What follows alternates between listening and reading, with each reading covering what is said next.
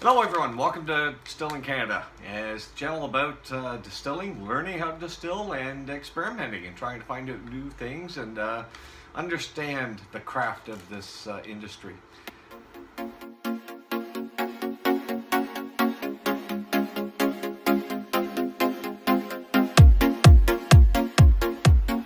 So when I first started in investigating and learning how to do any of this, the one thing I kept seeing was turbo yeast. And I thought, well, it's probably not really what I want, because for me, this is all about flavors, not about making alcohol. It's about getting different flavors. And once again, I have a goal at the end. So I did order 2 packages of turbo yeast. So that's the stuff here, the Classic 8 turbo yeast. And the intent of this was, after doing a little bit of reading, not knowing anything about this product, I did a little bit of reading and I found, well, I can use this to clean my still. I can make a batch, run it through, and just clean the still. And then I found the bird watchers, and I used half of that is to clean my still. The other half I just wanted to try and see if I could mix it into liqueurs or something. But the thing I found with the bird watchers is, maybe I ran too hard, but I still was getting a tomato paste taste out of it. So yeah, it was discarded and not considered my favorite. I might try it again, but I'm sure there's other alternatives. I really don't need a straight, no-taste spirit unless I do a vodka, and I will be at some point in time. That's just not in the immediate future. So I came back to seeing these laying around the house, and I thought, you know what? I don't really want this type of alcohol. I don't really see a need for it. But it's also an experiment. All I've done is read about this stuff. I've never tried it. So I went by and accepted what other people have said. And I'm not really that type of person. I'd rather try it. So that's what we're down to. This is but simple to do. I don't need my mash tun. All I need is my little fermenter here. It's essentially 10 gallons of water at 80 degrees Fahrenheit. 18 pounds of sugar dissolved into there, and add the packages. And they give you, there's 4 packages in here, and they give you instructions on how to walk through each package and when to add it and everything else. So, you know what? I'm going to throw it out, so why not do it through here first? And let's see what it looks like, see what it tastes like. Can't hurt. So, I'll get on that, and essentially, the temperature of water comes right out of my tap, so it's pretty much just tap water. Beat it all up, add the sugar, and add the yeast and let it ferment. And kind of curious on how fast this actually does ferment out to. So I'll get going on this, and we'll see you when it gets back. All right, so we've already got 10 gallons in, or sorry, we've got 5 gallons of 30 degrees Celsius water.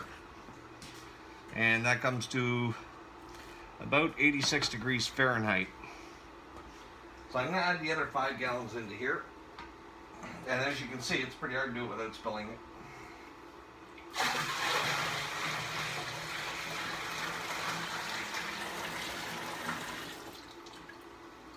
So there's my 10 gallons, or 10 point something. The instructions say 10.3.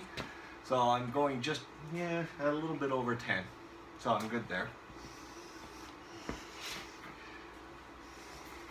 I'm going to leave this cover on while I weigh out all my sugar, and then we'll put it in here, blend it up, and we should be good. It's a blood simple recipe. There's the water, 10 gallons of water, 10.6, somewhere around there. And then I have 16 kilograms of sugar in here. And now the water's at 30 degrees, so I'm just going to add that.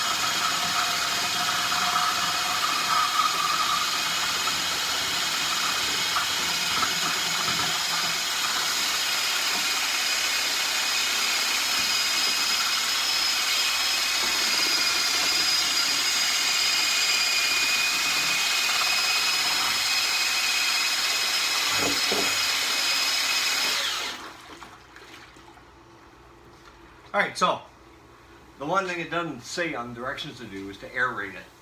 And because I've been mixing it, and you saw I mixed the whole time I've had it, what I'm going to do now is I'm going to bring the auger up and just pull air down and into it. And I'm going to aerate it for a bit.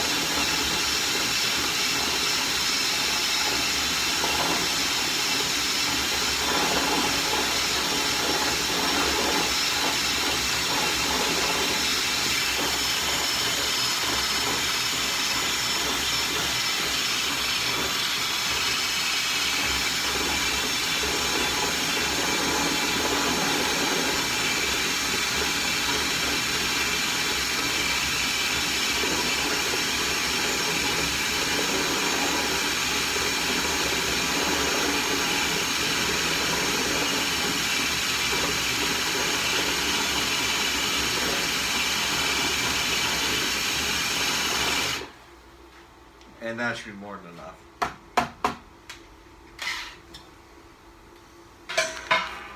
Alright, so this is what I'm using. And sorry for cutting my head off. I don't have a wide angle lens here. The Classic Turbo 8 and or Classic 8 Turbo. And there's the instructions on the back.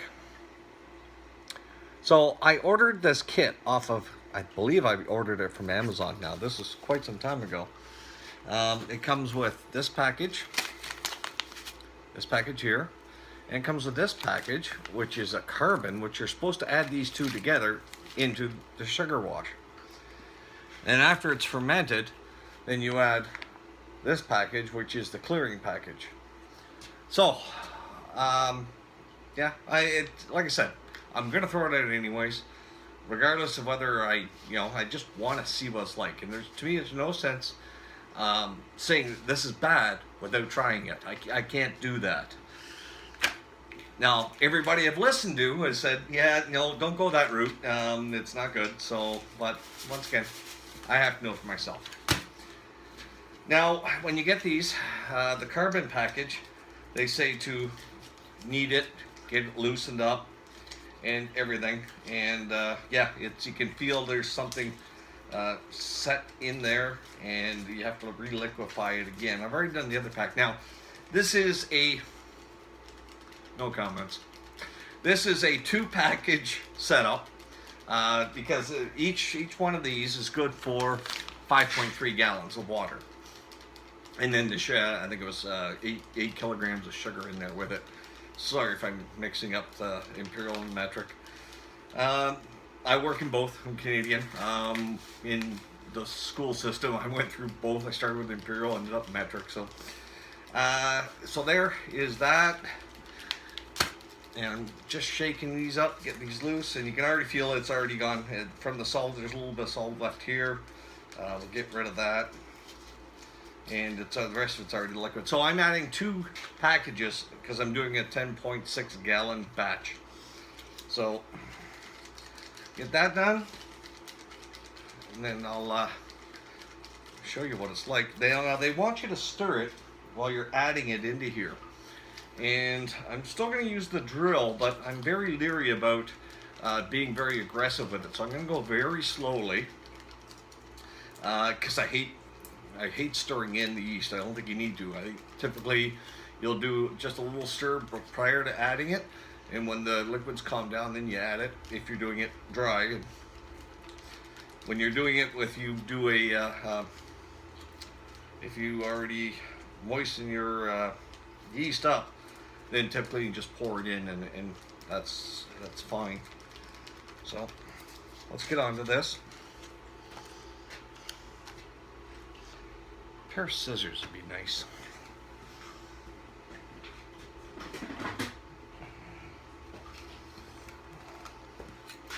I got laser scissors. I don't need laser scissors. We'll see you in a second. So I'm going to add the yeast first, and I can already see to the bottom of my fermenter here. So all my sugar is nice and mixed. I'm going to put this on really slow.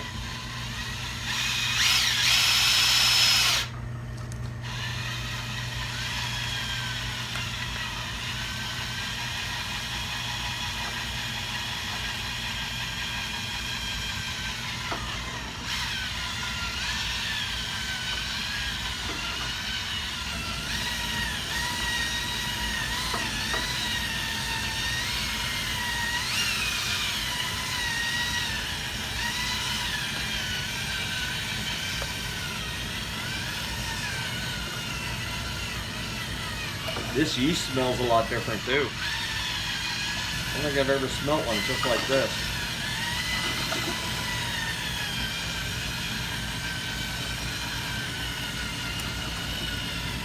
Oh, that's a lot of yeast.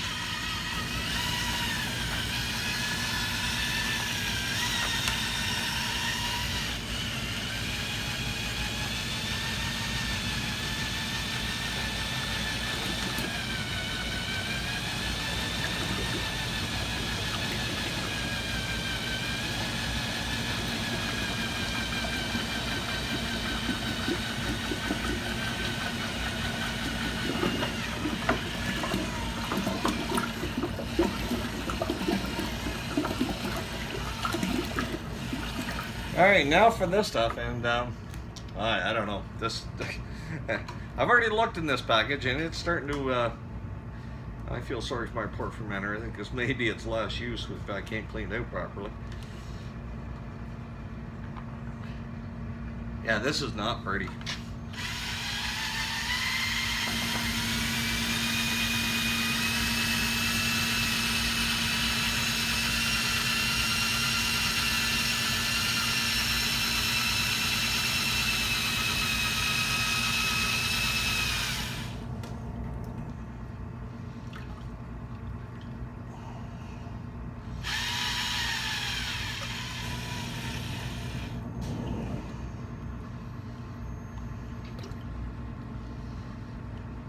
This is bizarre.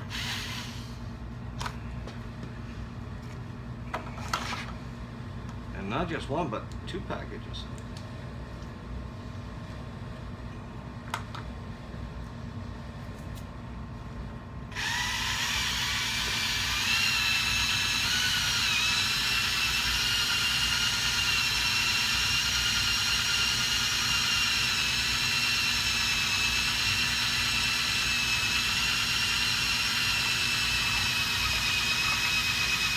Now I sprayed the outside of these with sterilizer because I knew I'd end up dipping them.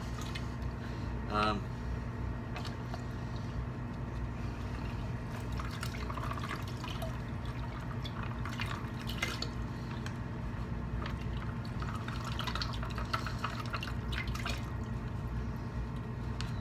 that one's cleaned out. This one still has a little more in it.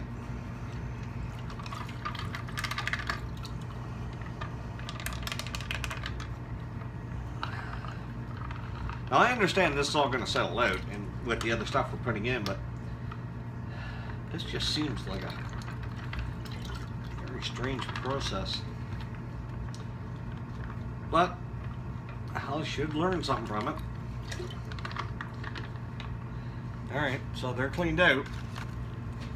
Give us a little more.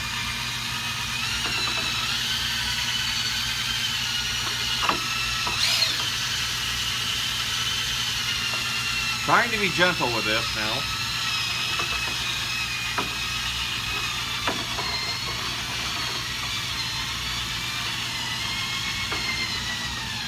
Okay, so that's as blended as I think I'm going to get it.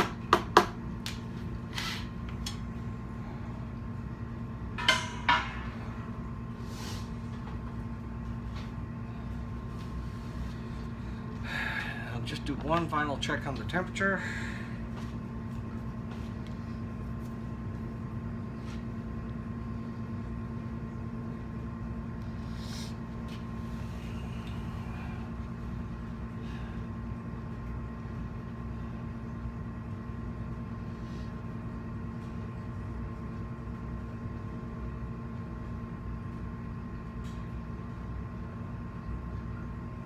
So I'm at 27.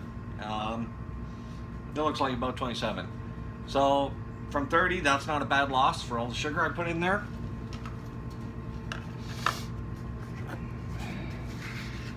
And I'll put the lid on.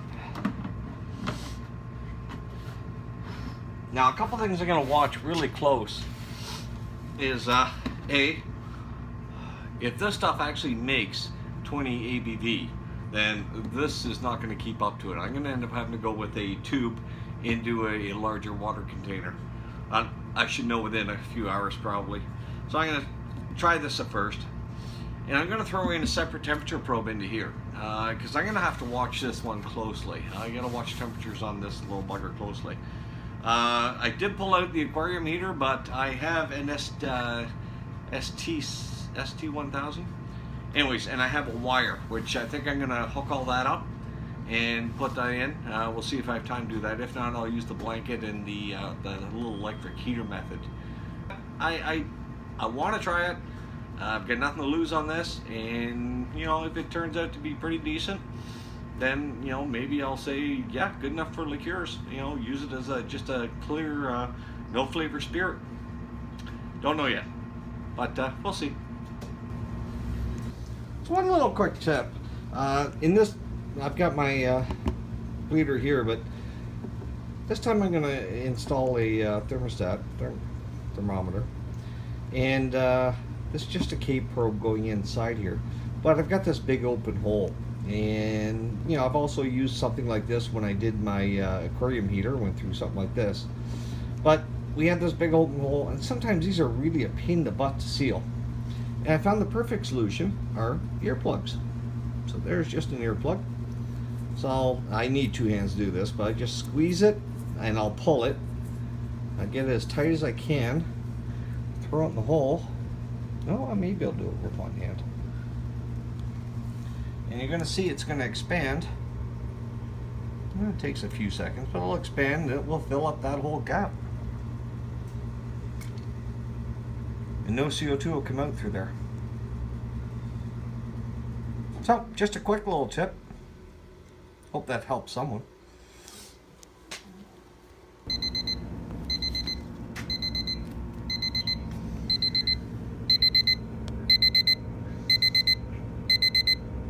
Yeah, that is that's a bit of a surprise.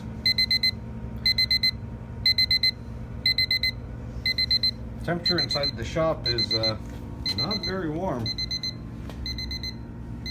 so to have this over 100 degrees Fahrenheit, I'm a little shocked.